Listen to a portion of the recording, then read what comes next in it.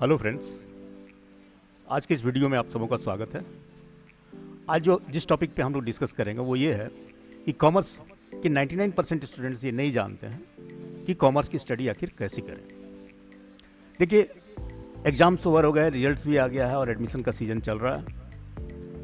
लोग cut off के इंतज़ार में है कि first cut off second cut off निकल रहा है, उसमें एडमिशन हुआ कि नहीं हुआ, सही स्ट्रीम में जगह मिली कि नहीं मिली, सभी परेशान हैं।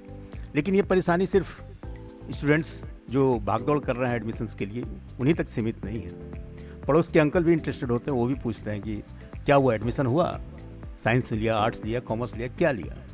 और तो पड़ोस के भाई साहब जो है वो भी बहुत इंटरेस्टेड होते हैं, जबकि दूर दूर तक उनका पढ़ने पढ़ाने से कोई संबंध नहीं होता कि क्या लिया, साइंस आर्ट्स कॉमर्स किस में गया। खैर, ये तो रही बात आज के माहौल की। अभी जो ये एडमिशन का सीज़न चल रहा है उसमें माहौल कैसा है। लेकिन दोस्तों, हमारे ज़माने में जो परिस्थिति वो कुछ अलग, परिस्थितियाँ थी वो कुछ अलग थी। जैसे जो अच्छे स्टूडेंट्स होते थे 80%, 90%, 95% तक मार्क्स लाते थे, वो साइंस ही लिया करते थे क्योंकि वो मेहनती लड़के होते थे और लोगों की एक्सपेक्टेशन भी ऐसी थी कि इतने मार्क्स आया तो साइंस में एडमिशन हो जाएगा और साइंस ही लेना है। और जो उनसे थोड़ी कम मेहनत करना चाहते थे वो कॉमर्स पढ़ते थे। और जो एग्ज़ाम्स के डेट निकल जाने के बाद पढ़ाई करने वाले थे वो लोग आर्ट्स लिया करते थे। ये नॉर्मल ट्रेंड था। लेकिन आज परिस्थितियाँ बदल गई है। कॉमर्स एक बहुत ही स्टेबल करियर देता है और कॉमर्स की बहुत ही उपयोगिता है। अब जैसे साइंस में जो सब्जेक्ट्स पढ़ते हैं, जैसे कि फिजिक्स, केमिस्ट्री, मैथमेटिक्स, बायो, इनका डे टू डे लाइफ में क्या एप्लीकेशन है? कुछ भी नहीं है।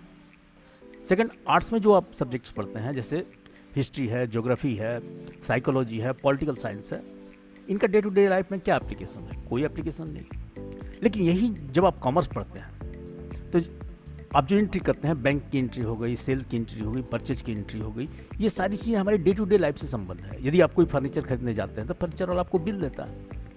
आप बैंक में जाते हैं, बैंक में कैश विड्रॉ करते हैं, कैश डिपॉजिट करते हैं, चेक से डिपॉजिट करते हैं, डायरेक्टली डिपॉजिट करते हैं। कई तरह के ट्रांजेक्शन होते हैं जो कि आपको कॉमर्स में पढ़ाए जाते हैं। तो कॉमर्स जो है प्रैक्टिकल सब्जेक्ट है और हर किसी की ज़िंदगी से जुड़ा हुआ है। दूसरी बात क्या होती है कि यदि आप हायर एजुकेशन में जाते हैं 10+2 के बाद, यदि आप साइंस स्ट्रीम से हैं तो लोग आपसे एक्सपेक्ट करेंगे कि या तो डॉक्टर बनेगा या इंजीनियर बनेगा। यदि इंजीनियर बनता है तो आईआईटी से करेगा, ठीक है। तो आईआईटी में आप मेहनत किया, आईआईटी में आपका एडमिशन हो गया। लेकिन इतना ही काफ़ी नहीं है। आईआईटी की फीस जो है 15 से 20 लाख तक जाती है। उसके बाद दूसरे खर्चे होते हैं।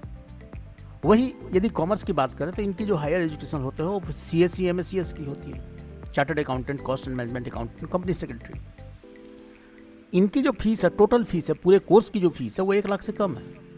यदि आप बहुत अच्छे इंस्टीट्यूशन से कोचिंग ले रहे हैं तो भी ये 2 से 3 लाख जाएगी, इससे ज़्यादा अधिक नहीं जाती है। तो ये बहुत ही कॉस्ट इफेक्टिव कोर्स होता है कॉमर्स और बहुत ही प्रैक्टिकल होता है, डे टू डे लाइफ से जुड़ा हुआ होता है। ये ठीक है कि IITs की सैलरी जो होती है 1 से 4 करोड़ तक हाईएस्ट सैलरी जाती है हमारे इंडियन इंस्टीट्यूट ऑफ टेक्नोलॉजी में। लेकिन IIT और NITs के अलावा बहुत सारे ऐसे इंस्टीट्यूशन जो इंजीनियरिंग की डिग्री देते हैं और उनमें अनएम्प्लॉयमेंट बहुत है। वही यदि इन 3 कोर्सेज़ की बात करें तो इसमें अनएम्प्लॉयमेंट है ही नहीं। 6 से 12 लाख रुपए तो हर किसी को मिल जाते हैं। तो ये एक स्टेबल कैरियर देता है। आज का हमारा जो टॉपिक था वो ये था कि 99% कॉमर्स स्टूडेंट नहीं जानते हैं कि कॉमर्स की पढ़ाई कैसे करें। तो फिर प्रश्न उठता है कि यदि वो नहीं जानते हैं तो क्या करें कि कॉमर्स की सही पढ़ाई हो। तो आज हम इसी विषय पर फोकस करेंगे। अब जैसे देखिए, आप बहुत अच्छी जर्नल एंट्रीज करते हैं, बहुत अच्छी ट्रांजैक्शन की एंट्री करते हैं, आप फाइनल अकाउंट्स में अच्छे हैं, आप पार्टनरशिप अकाउंट्स बहुत अच्छा बनाते हैं, आप कंपनीज अकाउंट्स में बहुत परफेक्ट हैं।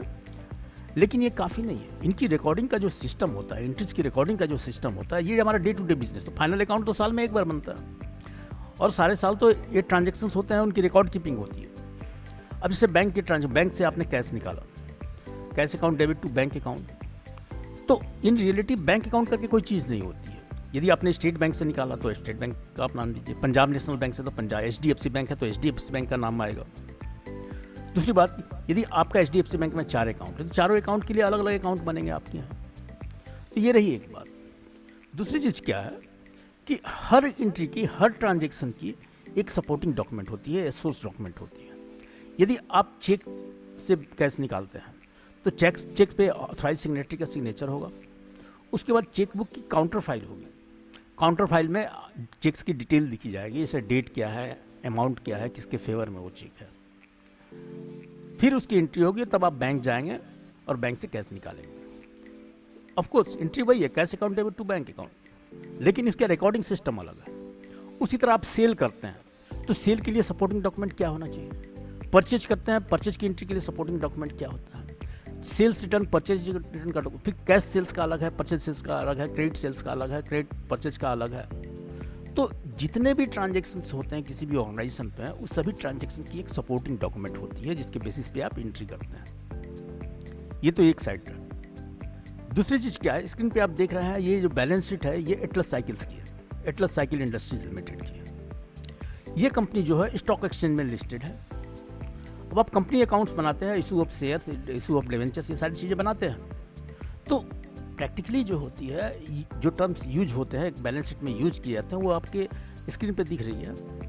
तो इनका रियल एप्लीकेशन क्या है, इनका एग्जैक्ट मीनिंग क्या है, ये आपको जानना चाहिए। जैसा मैंने बोला, ये लिस्टेड है स्टॉक एक्सचेंज में। अब ये स्टॉक एक्सचेंज होता क्या है, अब देश में कई स्टॉक एक्सचेंज है, बॉम्बे स्टॉक एक्सचेंज है, नेशनल स्टॉक एक्सचेंज है, Calcutta stock exchange, Jaipur stock exchange है, कई सारे स्टॉक एक्सचेंज है।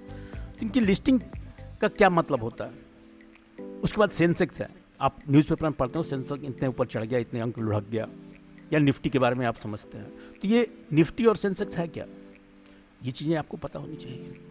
और इसकी इन्फॉर्मेशन कहाँ से मिली। अब जैसे आप न्यूज़पेपर पढ़ते हैं, टाइम्स ऑफ इंडिया पढ़ते हैं, हिंदुस्तान टाइम्स पढ़ते हैं, दैनिक जागरण पढ़ते हैं, दैनिक भास्कर पढ़ते हैं, कई न्यूज़पेपर्स जो आते हैं हिंदी में, अंग्रेजी में, आप पढ़ते हैं। लेकिन एज ए कॉमर्स स्टूडेंट आपको दूसरे किस्म की एक न्यूज़पेपर आती है जो फाइनेंशियल न्यूज़पेपर थी, उसको पढ़ना चाहिए। जैसे कि फाइनेंशियल एक्सप्रेस हुआ, बिजनेस स्टैंडर्ड हुआ, इकोनॉमिक टाइम्स हुआ। तो कॉर्पोरेट सेक्टर की, बिजनेस ऑर्गेनाइजेशन की जितनी भी न्यूज़ होती हैं, सब इन्हीं इकोनॉमिक न्यूज़पेपर्स में या फिर फाइनेंशियल न्यूज़पेपर्स में आती है। तो आपको रेगुलर नहीं तो ओकेजनली इन पेपर्स को पढ़ना चाहिए और देखना चाहिए कि ये सारी चीज़ें क्या होती हैं। एज ए कॉमर्स स्टूडेंट देखिए, टैक्सेशन जो है इंटीग्रल पार्ट होता है किसी भी बिजनेस ऑर्गेनाइजेशन का। इनकम टैक्स एक्ट है जो कि डायरेक्ट टैक्स एक्ट है। उसके बाद गुड्स एंड सर्विसेज टैक्स है, इनडायरेक्ट टैक्स है। तो इनका क्या इम्प्लीकेशंस है, इनकी नोटिफिकेशंस कहाँ आती है, ये सारे इन इकोनॉमिक्स जो फाइनेंशियल न्यूज़पेपर्स है इन सब में आती है नोटिफिकेशन। तो आपको इन सारी चीज़ों से अपने आप को अपग्रेड करना पड़ेगा, तभी आप एग्जैक्ट फॉर्म में कॉमर्स की स्टडी कर रहे होंगे।